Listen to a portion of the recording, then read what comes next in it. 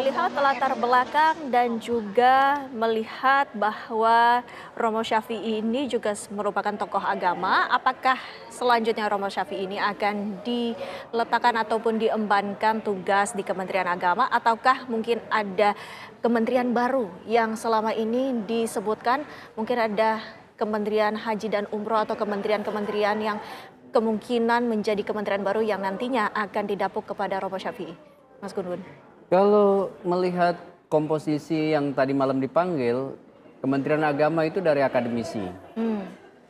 Prof. Nazar, ya beliau dosen, intelektual, rektor ya PTIQ, kemudian juga imam besar Istiqlal. Iya. Artinya wamennya dugaan saya politisi. Politisi. Gitu. Kalau lihat kombinasi yang sekarang nampak sedang didesain, banyak wamen dari politisi. Termasuk Gerindra. Termasuk yang tadi disebut ya Romo Syafi'i. Jadi dugaan sementara bisa saja dia diposisikan di Kementerian Agama. Kementerian Ya. Agama selaku wakil menteri. Wakil menteri. Ya. Ya, meskipun ini kita masih lihat juga beberapa orang yang portofolionya nanti apakah Kementerian Agama wamennya diisi orang lain. Sementara ini yang mendekati itu gitu kira-kira. Iya, iya, iya.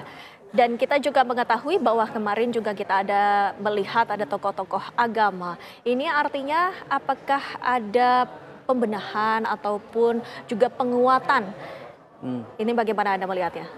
Saya lihat sih lebih pada karena kemarin itu ada tarik menarik ya antara PKB dengan PBNU ya. Mungkin ngikutin ya kemarin kayak misalnya bagaimana tarik menarik di Kementerian Agama terutama dalam konteks kasus haji. Dan itu kan sangat ramai sekali. Sepertinya Pak Prabowo mengambil jalan tengah dengan mengambil sosok yang relatif tidak kontroversial dan tidak menjadi bagian dari arus konflik. Prof. Nazar ini dulu pernah jadi wamen Kementerian Agama. Dan posisi itu kemudian saya duga ini menjadi jalan tengah dari mengerasnya pola hubungan di antara PKB dan PBNU. Begitu. Baik. Kita sama-sama mendengarkan kembali usai pertemuan dengan Prabowo Subianto pernyataan dari sejumlah tokoh pemirsa. PhD, saya adalah dari akademisi, saya adalah profesor dan guru besar dan research chair di Tsinghua University, Beijing, China. Tentu saja saya orang Indonesia asli. Saya menyelesaikan gelar S1 dari Harvard University, gelar S2 dan S3 dari Northwestern University, dan saya sudah menjadi guru besar di Swarthmore College, itu nomor 3 universitas paling baik di Amerika Serikat, dan sekarang juga saya menjabat sebagai guru besar di Tsinghua University.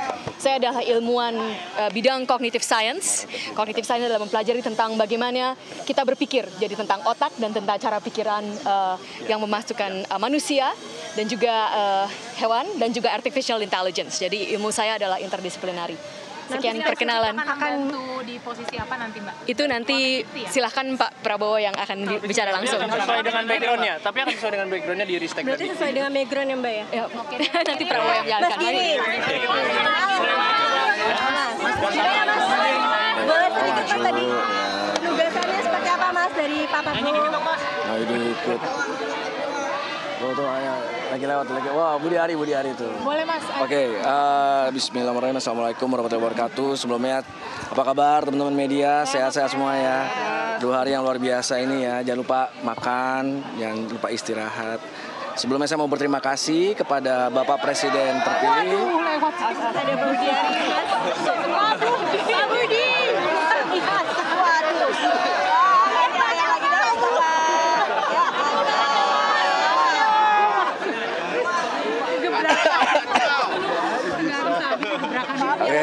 Di sini nggak apa-apa kamu. Tadi oh ya. Saya mau berterima kasih kepada Bapak Presiden terpilih Bapak Prabowo Subianto dan juga Wakil Presiden terpilih Mas Gibran yang sudah mempercayakan saya, dan juga terima kasih buat Pak Prabowo juga yang sudah mengundang saya ke sini. Tadi duduk sebentar diberikan arahan mengenai beberapa hal, dan yang jelas kita punya sebuah tanggung jawab besar untuk kedepannya membangun bangsa dan negara ini. Dan di kesempatan yang baik ini saya juga mau ucapkan selamat kepada Mas Kaisang dan juga Mbak Erina yang hari ini alhamdulillah lahir putri pertamanya. Terus kita doakan cinta dan doa untuk keluarga Mas Kaisang dan Mbak Erina. Sebelum saya tutup, sebenarnya saya mau bilang terima kasih juga sekali lagi. Terima kasih buat Presiden terpilih Bapak Prabowo, buat Mas Gibran, dan juga buat Bapak Jokowi. Terima kasih. Pokoknya hari ini luar biasa. Terima kasih. Terima kasih buat ibu saya dan juga buat istri saya. Terima kasih. Di bidang apa Mas Giri? Kontribusinya? Bukan domisili saya untuk bilang nanti tunggu. Perbincangan. Udah. Lebih ke arah. Ya sebetulnya seputar apa yang kemarin juga dibicarakan sama Bang Fadlizon ya gitu. Bahwa kita punya tugas besar untuk membangun bangsa dan negara dan juga tugas besar untuk reinventing the Indonesian culture and identity ya, gitu. Mas?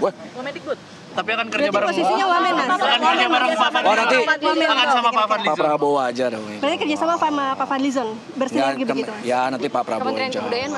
Pak Prabowo yang jawab. Ya saya nggak bisa. Tanda tangan fakta integritas juga sudah belum sih? Udah. Berarti sudah fix itu ya. Berarti besok ke Hambalang ya? Apa? Berjemur di mana? Oh dalam ya. Lewat mana sini lagi? Oh ya. Siap. Berarti Mas ya. Kenapa? Ya pokoknya tolong nanti ya, langsung ke Bapak Prabowo. Terima kasih. God bless Indonesia. Terima kasih teman-teman. Nyanyi sedikit dong Mas. Itu tadi pernyataan dari Giring. Nah, Mas Gun-Gun tadi sempat sedikit disinggung nama Fadlizon. Apakah ini artinya Giring nanti akan ditempatkan sebagai wakil menteri yang nanti juga akan membantu Fadlizon? Kita ketahui bersama rumor yang beredar bahwa Fadlizon ini akan menjadi Menteri Kebudayaan. Apakah ini artinya juga akan mengurus budaya? Ini juga nampaknya sesuai ya dengan latar belakang dari Giring sendiri, Mas Gun-Gun. Iya, kalau barusan dari clue yang disampaikan oleh Mas Giring, sepertinya memang dekat dengan dugaan kita ya, dekat dengan Kementerian Kebudayaan. Reinventing culture gitu ya. Sama seperti clue yang disampaikan oleh Mas Fadlizon. Nah ini artinya bisa saja kalau disambung-sambungin pernyataan Mas Fadlizon dengan Giring barusan, itu ada kesamaan kata kunci. Iya. Nah apakah kemudian dia akan ditempatkan sebagai Wamen Kebudayaan, Menteri Kebudayaan? Dugaan saya ke situ. Ini bisa salah ya. Tetapi kalau melihat background dia sebagai musisi, kerja-kerja kebudayaan itu mungkin lebih pas. Dan tapi tentu bicara kebudayaan bukan hanya bicara satu aspek kan. Betul. Bicara suatu hal yang komprehensif. Iya. Persoalan bangsa ini salah satunya adalah persoalan kebudayaan. Kenapa? Karena semakin kering, ya kan, kebudayaan kita karena banyak tergerus oleh kebudayaan global. Iya. Dan posisi kebudayaan yang tergerus di digital ya, melahirkan budaya kolektif yang disebut dengan collective behavior ya. Dan kita melihat misalnya keadaban publik belakangan kan mulai terlihat problematik. Misalnya itu juga kemana-mana ya, menyangkut mental health juga pada akhirnya. Betul, ya, ya. Karena apa? Bayangkan setiap hari orang kemudian